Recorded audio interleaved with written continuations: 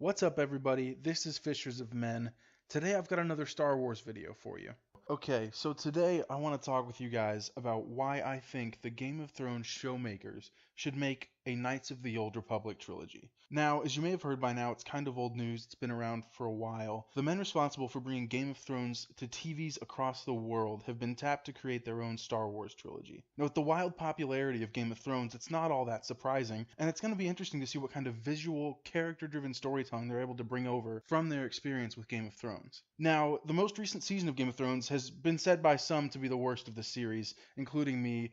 I think it was good. I didn't think it was up to their normal standards. Now, this is most likely due to the fact that the author of the series that Game of Thrones is based on, A Song of Ice and Fire, hasn't yet finished the series of books, right? So therefore, the Game of Thrones show creators have had to essentially work with this unfinished material. They've had to work with George R. R. Martin, who is the author of A Song of Ice and Fire, to see where the story is going, right? He's been working on it for like 20, 30 years, and he can't finish 7 books. Whatever. You got people like Brandon Sanderson writing fantasy books like nothing, and George R. R. Martin can't finish. But they're great books. I digress. Obviously, the show is still great, and millions of people still tuned in to watch every week when it was on. Now, looking at this, I wonder if they'll work on creating their own story like Rian Johnson is going to do with his new, let's be honest, probably awful trilogy, or if they're going to look at tapping into some of the pre-made material that already exists in the expanded universe.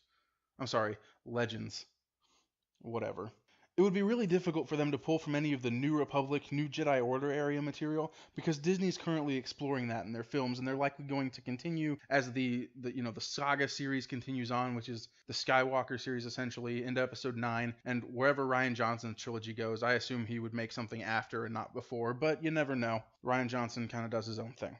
Now, this leaves the Old Republic, which is my favorite era. There are 2 stories that I specifically think would lend themselves very well to these men's kind of gritty, realistic storytelling. Now, these 2 stories are Knights of the Old Republic and the Darth Bane trilogy that was written by Drew Capriccian, whatever. He was one of the lead writers for Knights of the Old Republic when it came out. So both of these stories have a really diverse cast of characters, all with flaws and interesting arcs, something that kind of seems to be missing from the Star Wars saga series right now. I'm looking at you, Rey. But today, I'm just going to focus on one, my personal favorite story from the entire Star Wars Legends, Knights of the Old Republic. Now, in case you don't know, Knights of the Old Republic is a video game that came out in 2003, commonly referred to as KOTOR. And the game received a ton of praise from critics and fans alike, and was said to be the game of the year that it came out. Anyway, spoiler for the game ahead if you haven't played it. Now, this is just me rambling on about what I remember, so I'm sure I'll miss some stuff, and if I do, I'm sorry. You guys can let me know in the comments what I missed, what your favorite parts of the game were that I didn't talk about. So first you wake up on the Endar Spire, which is a ship that's being attacked by the Sith. Bastila, a Jedi and your commanding officer, is leading the fight against them while you work on getting to the escape pods. Now once you're off the ship, you crash land on Terrace, where you meet a man named Karth, who was on the ship with you, and has also escaped. Now after running around the planet, you meet a Twi'lek named Mission, a droid named T3, a Mandalorian named Canderous, who later becomes Mandalore, which is awesome, a Wookiee named Zalbar, and together you fight your way through Terrace and discover that Bastila is being given as a prize to the winner of a swoop bike race in Terrace's underworld. It's essentially pod racing, but not as crappy. So you enter the race and you win, obviously. Then your group needs to commandeer a ship to get off the planet, and you end up stealing one from a bounty hunter named Davik Kang. Now as you're attempting to get off the planet, the Sith Lord Darth Malak, who's sitting in orbit, begins bombarding the planet, destroying the entire megacity that covers the surface of Terrace. Next you travel to Dantooine, where the Jedi Council resides, and once you're there, they see that you have loads of potential in the Force, and they reluctantly decide to train you. Now you progress rapidly, learning in weeks what it usually takes people years to learn, and for your final test, you're sent to a dark grove on the planet to cleanse it. Once you're there, you meet a woman named Juhani, and you discover that she was a former apprentice at the temple who turned to the dark side. Now in the game, you can either choose to kill her or turn her to the light side, but in the the former canon, because Disney threw everything away, you turn her back to the light side and she makes her way back to the temple, and later she joins your crew. You then head to some ancient ruins that are located on Dantooine because you're having visions of Darth Revan and Darth Malak exploring these ruins. Now, Darth Revan was Darth Malak's master. Darth Malak, the man who launched the attack on the Endar Spire and destroyed the surface of Terrace, killed Darth Revan and essentially became the leader of the Sith. You believe that these ruins are going to hold the key to defeating Malik. So in these ruins, you discover an item called a star map, which points to 4 other planets: Tatooine, Manaan, Kashyyyk, and Korriban. Excuse me, that's Moraband now, because somebody decided it would be a good idea to change that in the Clone Wars show. Anyway, these other planets all contain pieces of the star map. So once you have all the pieces, it'll lead you to the Star Forge, which is this big military spaceship base that essentially pulls energy from nearby stars, kind of like Starkiller Base, and uses that energy to create an infinite supply of droids, ships, resources, what have you.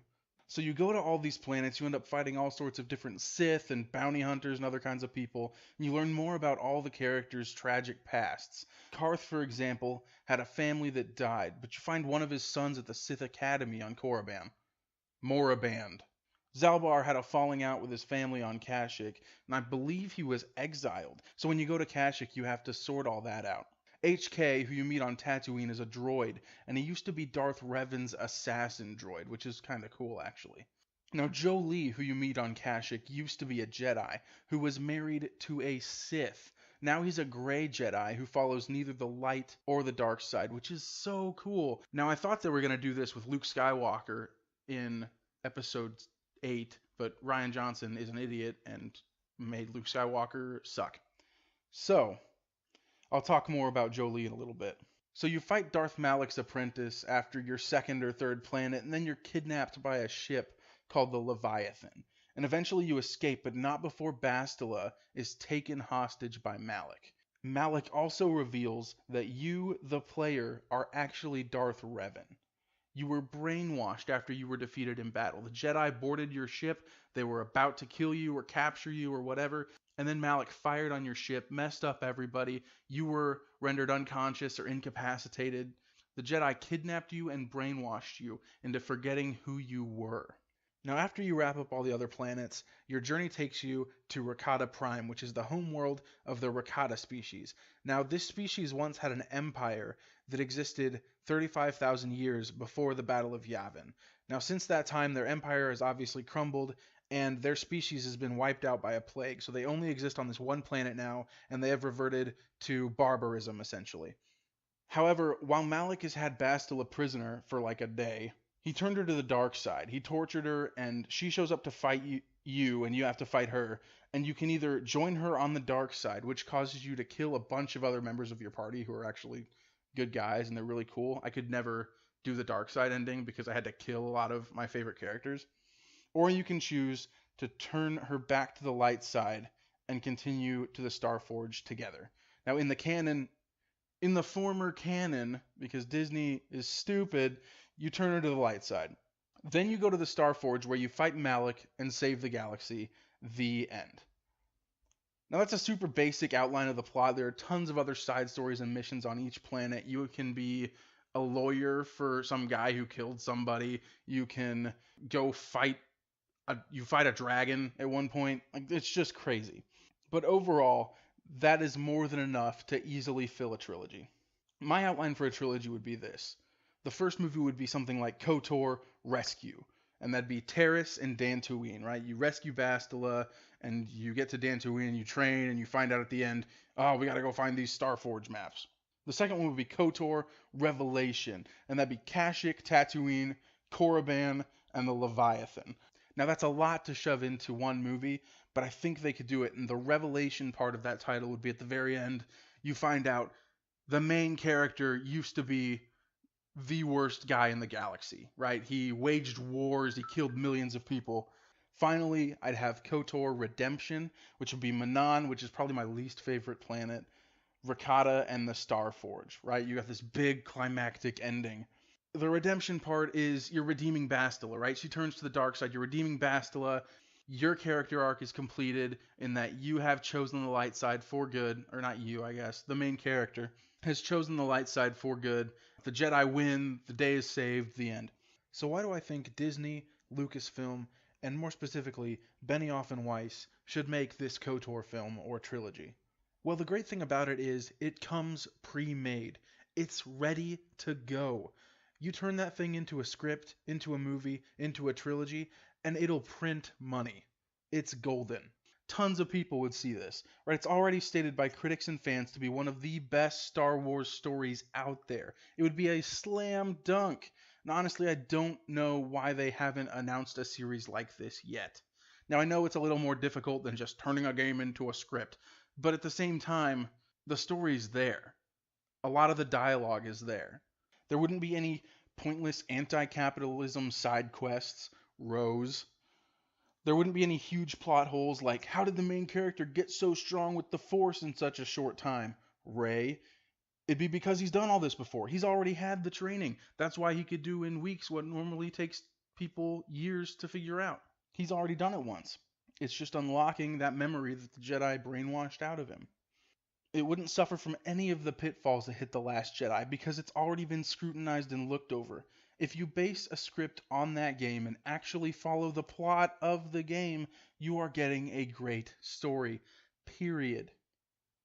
Now, these guys are great at bringing complex visions and established stories to life on screen like we've seen in Game of Thrones, and it seems like this would be a great series for them to focus on. Especially since it appears that this is the direction that Star Wars is heading in, sort of a darker, grittier feel. You see it in Rogue One, and to some extent, you see it in The Last Jedi as well. The fact is, this plot is perfect for Benioff and Weiss, who are best known for a dark and gritty show. It doesn't get darker than a Jedi turning to the dark side after being tortured for weeks on end. It doesn't get darker than finding out the main character was actually a genocidal Sith Lord the whole time. It doesn't get darker than the Jedi Council purposefully brainwashing someone and implanting other memories into their heads just to bring them over to their side. Now, this last point is really cool, and it brings me back to Jolie. He sees that both sides are capable of doing the wrong thing, even if they think it's for the right reason. Now, this reminds me of Luke in The Last Jedi some, who talked about the arrogance of the Jedi, all that. The arrogance of the Jedi was their downfall. The legacy of the Jedi is failure.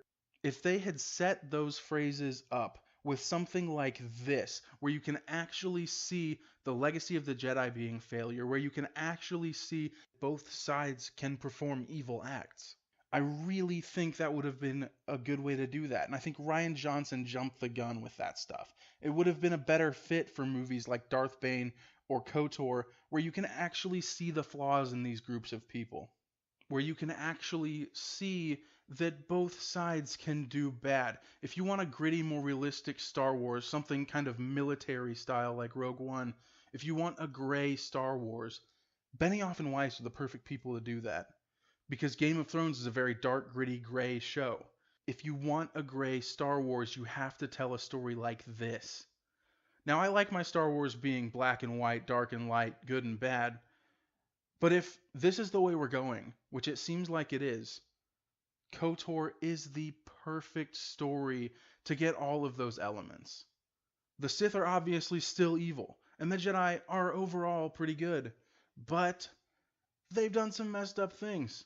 So have the Sith.